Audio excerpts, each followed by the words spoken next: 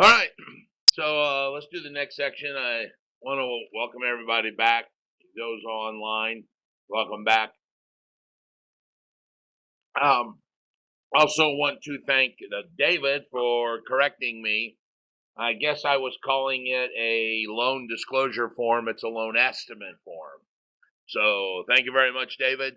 I'll dock 2 points from today's score.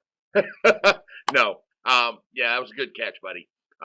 Because it's a closing disclosure, a loan estimate, because it's an estimate of the prices. Okay. So the next slide I want to talk about actually is something we just had touched on a minute ago. So let's go back over it just in case.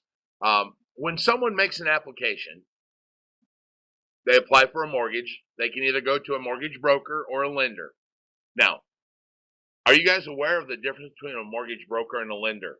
Okay.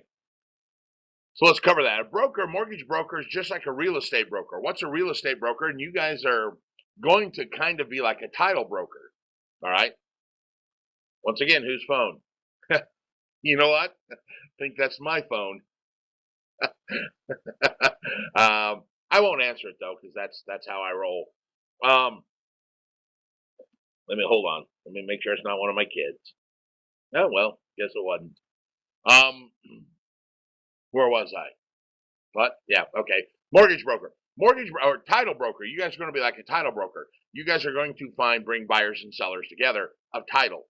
All right. Your seller is obviously the company you work for, and the buyer is whoever needs that title. Real estate brokers bring together buyers and sellers, whoever's selling the house and the buyer of the house. Mortgage brokers are the same thing, bring buyers and sellers together. The buyer is whoever needs to get the loan, and the seller is obviously the lender who puts their hand in the pocket and brings the money out. So, a mortgage broker, the upside to a mortgage broker is they have the ability to deal with multiple lenders. So, this works out really good for real estate agents because what we do is we take a client to a mortgage broker who takes one application. He then shops it out to all the lenders to find him the best deal. Now, mortgage brokers have to get paid, so there is a fee for that. Okay, just like you're going to get a fee when you sell a title policy, and I'm going to get a fee for being the real estate broker. They get a fee. So the other side of that coin would be going straight to the lender. The lender would be like Fifth Third. Okay, they typically don't have a fee because they can make it up in other ways by making you be a depository relationship with the bank if they give you a loan. They can still charge, but that's not the point. The downside is you make one application to Fifth Third and they go, sorry, we don't like you. We don't do that jumbo loan, or we won't do that FHA loan or whatever. You have to go to another lender and make application and make a whole nother application, do the process, take days off work or time out of your schedule to do that. So the upside is they may not charge you a fee per se, but the downside is you have to do multiple applications. Now, if you do it the first time and it hits right, then yeah, then you may have the best of both worlds. But mortgage brokers basically work like real estate brokers. They're just bringing buyers and sellers together. It's just different buyers and sellers. You guys are going to be title reps or title brokers, if you think about it that way. All right. So let's finish up with RESPA, what we were talking about. Um, RESPA requires, it's an abusive lending practice. We talked about that. When a borrower makes application, these are things that the mortgage broker or the lender must do. All right. It's not, I want to do or I'm thinking about doing. It's, I must do this. Okay. So, for example, the loan estimate, thanks, David, form. We talked about that. The loan estimate form replaces the TIL or the truth in lending and the GFE. So, as we talked about a minute ago, it's the settlement costs that a buyer is likely going to pay. It's the $5,000 bill that's going to be paid by the buyer to buy that $100,000 home. Go back to the McDonald's example I gave you about taxes. 99-cent French fries is actually $1.04 because there's add-ons. We've got add-ons in the purchase. So the loan estimate form is that summary of those add-ons that we talked about. Remember, zero tolerance. Give me an example of zero tolerance, Zeke. Right. The loan originator's fees. Numbers he makes, he controls. The second number is 10% tolerance. Give me let's see, who haven't I picked on? Jose. 10% tolerance. Right, exactly. The title company. You guys got really good memories from about 5 minutes ago. The title company. A company he may recommend, but he doesn't control the fees. And then obviously Thomas, infinite tolerance. Well, yeah, that infinite tolerance, that would be one as well. But the one that everybody thinks of is the homeowner's policy. The homeowner's policy. Um, what did he just say? I forgot what he said. Another example of an infinite policy. I was trying to look through my book here. Um, yeah, I think they list that as would be the home inspection fee. He would list that. I think that would fall under the infinite tolerance policy because he's not going to recommend or anything like that. So that would probably be an infinite tolerance policy. I thought in the real estate handbook or the real estate book there was a list that it gave examples. So I was going to see if I could open my book here and find a couple examples of infinite tolerance. But I guess I can't. I think I know where the pages were. But basically, that's exactly what we were just talking about. Anytime that he has to put a number down, but he's not going to recommend who it is, so he doesn't have any of the control, that's going to be one that's going to be an infinite tolerance policy.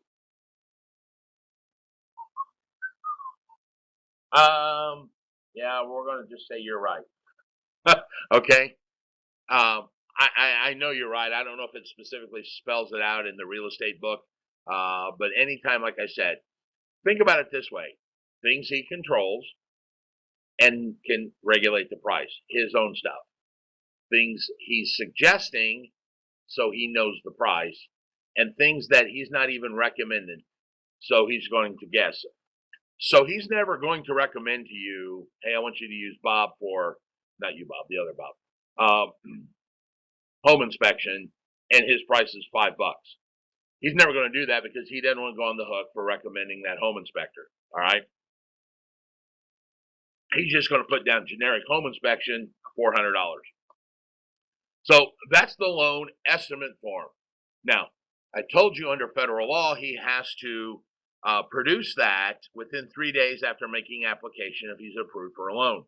All right. Now, for you guys at home, I want you to look down here at the bottom. There's one little note right down here. The only fee a lender can charge a applicant before they receive the loan estimate fee is the fee to pull the credit, because that's, obviously going to dictate maybe his loan origination.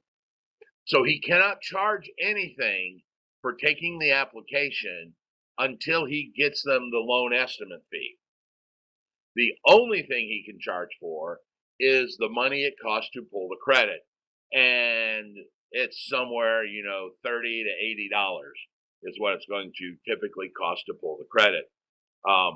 That will allow him to determine, based on whatever product that buyer needs, how many points or discount points or anything like that. Okay. The other form is the closing disclosure form. This is the one we didn't talk about a minute ago, and I got the terms mixed up, and I apologize for that. It's loan estimate, which makes sense. Wasn't spacing it, or was just spacing it because it's an estimate. Whereas the closing disclosure is the real numbers. Okay, so let's go back. The loan estimate form is that $5,000. It's going to be lumped in. He's going to say, "Hey, Raymond, it's going to cost you $5,000." The closing disclosure plus tax. The closing disclosure form. That's what goes on in my head a lot of times, and I'm sorry that you guys are maybe being subjected to some of the conversations I have in my head, because typically I think of things, and if 4 out of the 7 voices in my head agree, figure that's a majority and it must be a good answer. So that's how I base a lot of my decisions, is taking an internal vote of all the voices. The closing disclosure form is the scorecard that's associated with that $5,000. What I mean by that is it's then going to take that 5,000 and say, okay, 1,500 go for loan origination, $30 went to credit pulling, $50 to the recording of the deed, the $35 or $350 is for the owner's policy, the $125 is for the simultaneous policy. It is all of that that goes with that uh, form. Okay. So now the other thing is here. I'll tell you what. I got to do something real quick because I just realized that's what was giving me a headache. That's going to look really good on the video.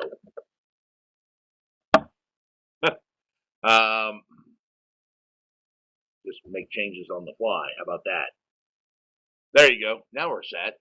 Because I was looking down at my notes and I went, wait a minute, that's not right. The closing disclosure form must be given to the buyer at least 3 days before closing. Ding, ding, ding, ding, ding. Here's a problem. All right. And here's the problem that you're going to find. And this is in your world, people. This is the one that's going to give you the heartaches. Okay. Because what's going to happen is if a number changes at the last minute. So, for example, if the lender's lock expires, and a lock is when a buyer comes in and says, I want to get a loan, and the lender says, okay, I can get you 4%, but it's locked in for 30 days. If they don't find a house and close, the lock expires, it may go up to another number. Now, if that lock changes greater than 0.125% or an eighth of a point, all right, everybody understand that 1/8 is 0.125. Remember, that's a good number to remember. 1/8 is 12.5%, 0.125. If the loan changes by that much, then they have to change everything. Now that becomes a problem because based on the closing disclosure form, the federal law says you have to be given 3 days in advance. So if something changes and we're supposed to close tomorrow and all of a sudden we got to change a number on the closing disclosure form, we can't close tomorrow because we need 3 days. The lender's going to take 3 days to look at the once 3 days to look at that closing disclosure form. Right. Yeah. Go ahead, Quinn. No. Yeah. Yeah. For those of you at home playing at home at the sing-along game, Gwen's question was, is there any way around that? The answer is no. All right. Lenders are going to take that 3 days. So we can't anymore. We used to be able to be kind of aggressive with you guys and call up and go, come on, we really need it. Can you bump us up to the front of the line and do us so we can close tomorrow and all of that? Now with this new federal law, where we have to have 3 days to review the documents, says must receive 3 days before closing. There's no way around that. So if something happens where we change a number because of a loan rate lock, or any other significant change, we're going to take 3 days to review that, and that's going to push our closing back from tomorrow to 3 days out. Okay, so therein lies one of the biggest problems that I'm seeing right now. I guess the answer to that would be, as long as all of us make sure our ducks in a row, and all of you guys make sure your ducks in a row, we shouldn't have an issue of any of the numbers changing. And all of the lender, of course, has his ducks in a row. We should not have any issues of changing numbers, so we don't have that problem. Once again, this is a CFPB thing, and this is where the strictness of the Consumer Financial Protection Bureau has kind of, you know, taken a really firm grip of what's going on. Sorry, I got a sore throat today. And that's based on, I don't know, where was I got sidetracked. One of the voices said something. That's where they've taken a really firm grip with this and caused a lot of problems.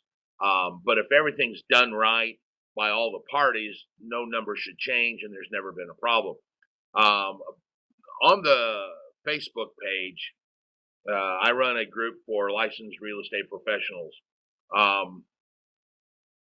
There's a lot of questions about this, and it's funny. It's a very dichotomy of answers. There's either people that really, really, really have never had a problem. Oh yeah, we've never had a problem, never had that 3-day. And then we've had people that are just complaining that all the time that, oh yeah, our closing got pushed back because of this, or our closing got pushed back because of this. It's kind of ironic that you can almost look at the same people that have made the comment about it being pushed back and realize that you wonder if they're not doing their job right. And I'm not going to mention any names, okay? So the closing disclosure form. So 3 days is a magic number. The loan estimate form has to be given to the borrower within the first 3 days.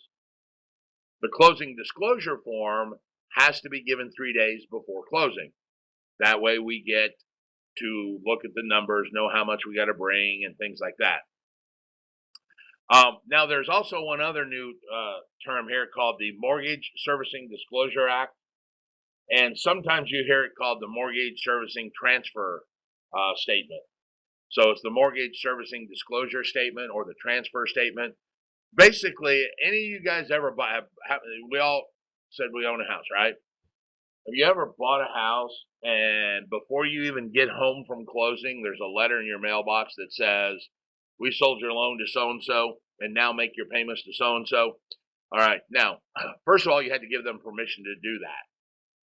Now, under this new disclosure statement or transfer statement, it has to notify the borrower if your current lender intends to transfer to another lender. All right. Not that you really have a lot of say-so involved. I don't think you can say, no, don't do that, because you gave them the permission inside of the mortgage when you signed it. Now they just have to tell you that. And they actually have to give you 15 days notice before they transfer the loan. So if you get a letter saying, hey, Raymond, you know, this is Fifth Third, you've got a mortgage with us on the property. We are going to sell the note and assign the mortgage to Nat City. And we're going to do it at the 1st of December. And here we are, you know, early in middle August or September. And they've given us enough notice to tell us to do that. All right. So they have to give us 15 days. Most lenders give more than that. Now, what I just moved for you guys at home, and probably were freaking out when you see stuff moving. Nobody in the class here is watching the big screen, so they didn't even notice it. There's another condition in that disclosure statement, which I had in the wrong spot. And this is kind of funny. If the borrower transfers the payment, or say the lender transfers the loan to Fifth Third okay, let's go back to the example. I'm sorry, I don't want to confuse everybody.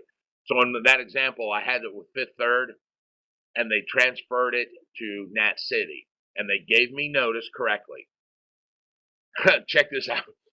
Even if I make the payment to the original person by mistake within the first 60 days, I can't get considered late for that. I'm not penalized. So if I totally spaced the loan and forgot it and went ahead and paid December's to Fifth Third, even though they'd already transferred it to Nat City, within the first 60 days of the transfer, I don't get penalized for making the payment to the wrong person. You just like, no, my bad. And they would forward it to Fifth Third, or the Fifth Third would forward it to Nat City. I could even make January's payment and go, no, again, and be okay. All right. So that's the mortgage servicing disclosure statement, or the mortgaging servicing transfer statement. Any questions about the RESPA? I mean, we've pretty much beat RESPA up, and you guys know what it's about. Yeah, no. All right, moving on.